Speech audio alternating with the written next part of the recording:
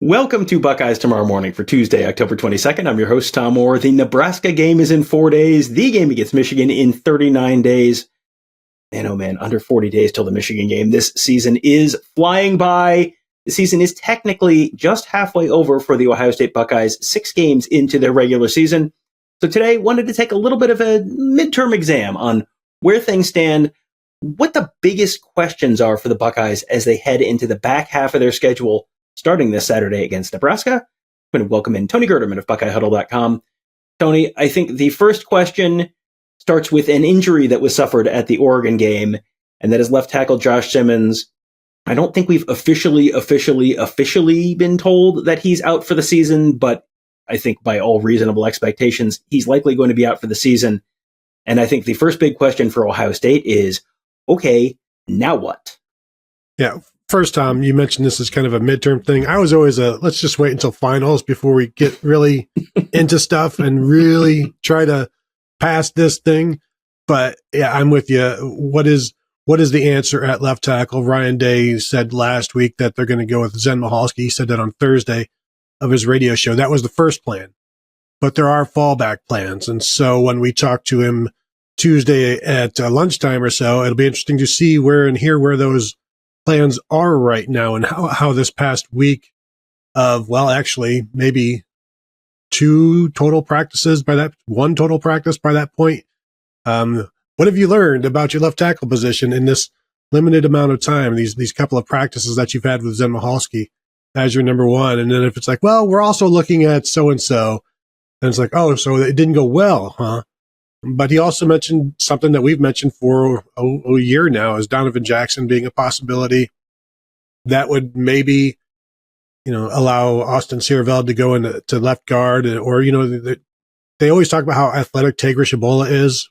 And is that a possibility? So I am fascinated to see where things are right now. Ideally, Zen Michalski steps in, plays well, and is as seamless as possible. But there's a reason whenever we would talk about what injury can the Buckeyes not afford, Josh Simmons was always top 2, top 3 in that list.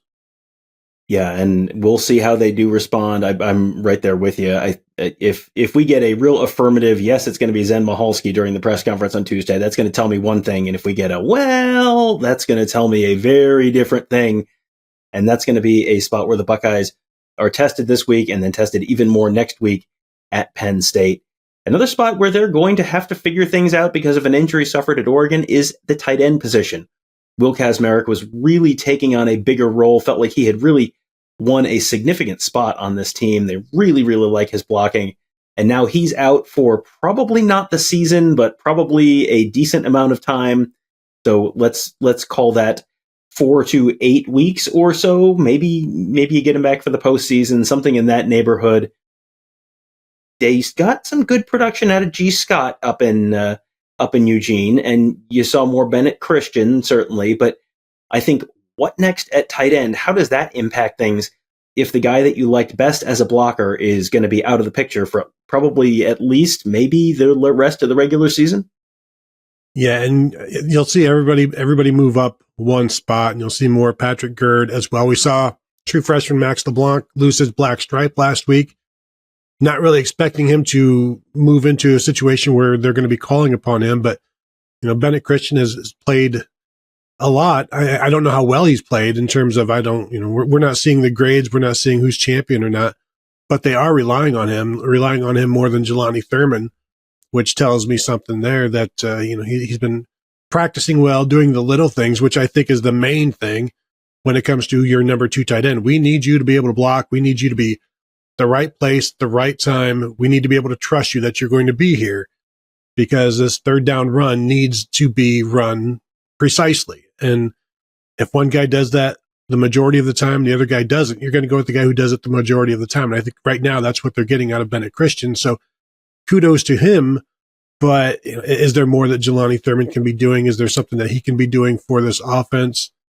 Probably. And now he needs to step up. This will be another one where I don't know how much Jelani Thurman will be asked about this week, but he probably should be. There's just a lot to ask Ryan Day right now. That how is that number 2, number 3 tight end situation coming? May not be at the forefront of things, but it's still a big issue for as much as they want to run 12, for as much as we've seen them run 13 and do some crazy things in some heavy packages. It's definitely an issue because Will Kacmarek was playing better and better and was a guy that they were relying on. And now for him to be gone, this is what Bennett Christian stuck around for. You know, he couldn't play last year. He could have left. He could have gone. He could have quit, and he stuck around, was only able to practice last year. So he's gotten plenty of reps in that way. And so now he's actually getting an opportunity to, you know, prove himself and maybe reward himself for sticking it out. Well, you mentioned something we might ask Ryan Day about, and I'm going to guess something else Ryan Day might get asked about on Tuesday is the pass rush, defensive line in general. There was not a lot of stunting and twisting and a lot of the stuff you typically see in big games, and just from a lot of teams across the country, you really did not see that from Ohio State. I haven't seen it much this year, really didn't see it against Oregon. Guessing he's going to get asked about that. We are not getting Jim Knowles. We are not getting Chip Kelly on Tuesday. It's just Ryan Day and Will Howard. So a little bit of a different Tuesday press conference. So I'm guessing Ryan Day will get asked about that pass rush and what needs to change there to make that more effective, because that was certainly a part of the Buckeyes' struggles on defense against Oregon. Yeah, and when you go and watch the Michigan-Illinois game and see the way Illinois got after Michigan quarterback Jack Tuttle, it was, does Illinois have better talent than Ohio State? I don't think so. But they were after him. And I've always said that if you have a bad offense, it's on purpose, and because you can scheme up a good offense. I've come around to the fact that you can also scheme up a good pass rush. And if you're not, then you're doing it on purpose as well.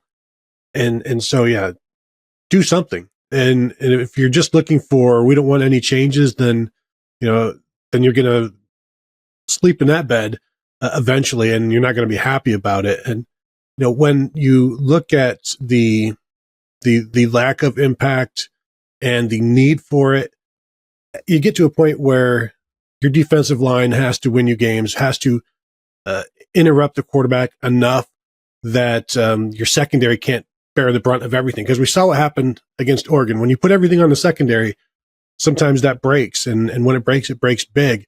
And I still wonder how much Jim Knowles is gun shy about his first year at Ohio State, where he did scheme up pressures, but the secondary wasn't able to handle it. Now he has the secondary, but he's still so reticent to be as aggressive as he's been in the past. Like, he's over reliant on the talent and less reliant on his ability to scheme, or not able to be as reliant on his ability to scheme because of the talent on hand. And that's something he talked about maybe his second year when he said, yeah, no disrespect to the Oklahoma State talent, but I have more talent here, so I don't need to get as crazy. But, you know, as we all know, sometimes crazy, a little bit crazy, is okay. Yeah, we'll see how that defensive front meshes with the secondary in these coming weeks. Probably not a ton of big outside threats in the coming weeks, especially at Penn State. That's much more of a tight end based offense, but how will that secondary hold up against Penn State, against Nebraska, against some of these other teams coming up on the calendar? And this is not a question I expected to have to ask before the Oregon game, because the secondary felt like it was in pretty good shape. Now, it was not outstanding out in Eugene. Gave up some big plays.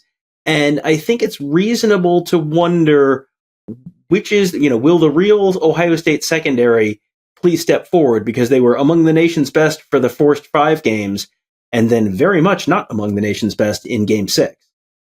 Yeah, I think, ironically, the stepping forward was part of the problem, in that they were stepping forward to the first down marker and focused so much on that, because that was Dylan Gabriel's game plan, or that's what he's done in the past with his arm. And then they'd get to the first down marker and watch the receivers go past them. So I'm fascinated to see what that rematch looks like and how much leeway they give the receivers at that point, and does then Oregon take advantage of it. But this is another one where you have to look and see how much confidence has been lost by the players, by the coaches in this. We know cornerbacks aren't supposed to have any kind of memory, but they'll remember this and certainly carry it with them and not want it to happen again. But can you trust that? I think we all believe that this is a good secondary, and we've seen it be a good secondary.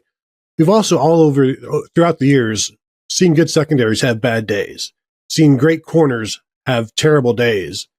And maybe you can chalk that up to that's what happened last week.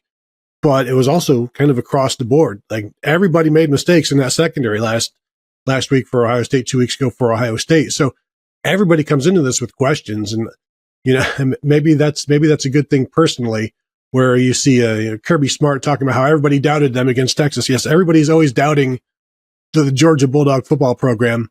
Maybe this is one of those things where everybody's doubting Ohio State's secondary, and they can turn it into a positive. We certainly don't want to turn it into another negative. I'm not sure anyone has really doubted the Georgia Bulldogs football team other than their ability to perhaps follow routine traffic laws and that type of thing. Everything else, they have gotten the benefit of the doubt, I think, pretty strongly for a few years now. One last piece of this is, away from this sort of nitty gritty of the team. This is more big picture, this fifth question for the Buckeyes on the back half of the season. And that is, just how big is the margin for error right now? I think during a typical 4-team playoff season, you'd have the loss to Oregon, and you'd say, boy, if they lose to Penn State, they're out. You got to figure 2 losses, you're out. You sort of had a sense for if you had 2 losses, you really needed a lot of other stuff to line up for you to make the 4-team college football playoff. Now, we'll see. If the Buckeyes lose to Penn State and Indiana, or lose to someone else along the way, 3 losses, you're probably out. 2 losses, you're probably in. But so much of this is a little bit of the unknown. And we talked about this on yesterday's morning show. All the teams with 0 and 1 loss. I think there were 20 Power 4 teams with 0 or 1 loss right now. You got to kind of figure they're all in. Some of them are going to knock each other out, but there's just so much uncertainty about the back half of this schedule. What's the college football playoff committee going to take into account? Are they going to want good wins? Are they going to want good losses that aren't too bad? Are they going to want margin of victory? Are they going to want, you could go just about any direction right now and tell me, yeah, sure, I could see the committee doing that. That just raises a lot of questions about, can the Buckeyes afford to lose another game and still make it comfortably? Or are they, are you looking at a road game? Like, what is that going to look like the back half of this year? Well, and I think part of that is there are going to be a lot of teams with 2 losses that are going to be examined and be part of this. If Ohio State loses to Penn State, what's their quality win? It would be Indiana with possibly a backup quarterback, or something to that nature, where maybe Indiana isn't, because what's Indiana's quality win? And so there's not even a transitive quality win necessarily in there that you'd get by beating Indiana. And I don't know if, I think Ohio State would have 2 of the better losses in the country to both the number 3 at the time on the road, but you need some wins to counteract that and to balance that out. But then you just get measured against, Ole Miss or Alabama or whoever else. And, if we're talking about a 2-loss Alabama team, they've got to win over Georgia. So there are going to be some certainly some tough calls in there. I can hear people saying, yeah, but Ohio State gets the eyeballs. Playoffs are going to get the eyeballs.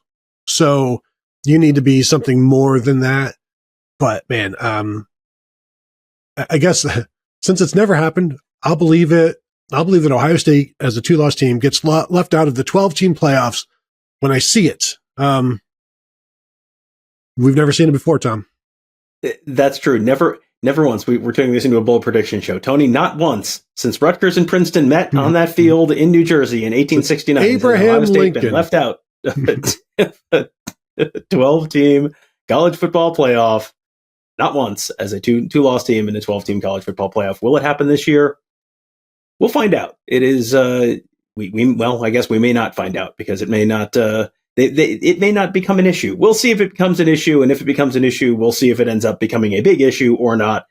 There is a lot to talk about in the back half of this college football season. That is all going to start with the Brian Day press conference on Tuesday. That'll start at noon. We'll be streaming that out live on our YouTube channel, youtube.com/Buckeye Huddle. And we'll be talking about it as well at BuckeyeHuddle.com. That's where Tony, Kevin, and I cover the team. Mark covers recruiting. Got our whole team of X's and O's gurus there. Make you a smarter football fan, all at BuckeyeHuddle.com. That'll do it for today. Thank you guys all for joining us. Have a great day. We'll talk to you tomorrow.